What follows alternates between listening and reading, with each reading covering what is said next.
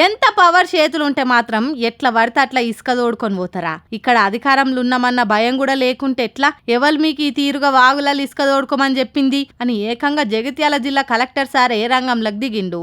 ఎర్రటి ఎండల ఇష్టారాజ్యంగా ఇసుక తోడుతున్నోళ్ళ దగ్గరికి ఏరుకున్నాడు. ఇక చెప్పుండ్రా అబ్బాయిలు, వాటుడు వాట్ నాటుడు అన్నట్టు అడిగిండు.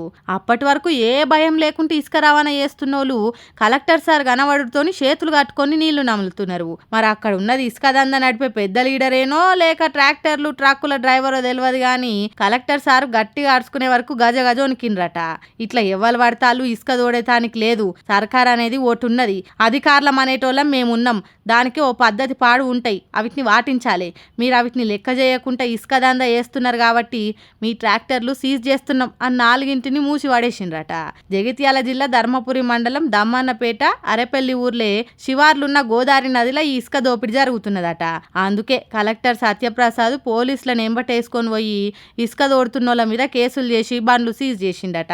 ఇంకోసారి ఇట్లా జరగకుండా ఇసుక మాఫియా మీద ఉక్కు పాదం మోపుతాం, అక్రమంగా రవాణా చేస్తున్నోళ్లను సక్రమంగా చేయాల్సినవి చేస్తామన్నట్టు చెప్పిండట.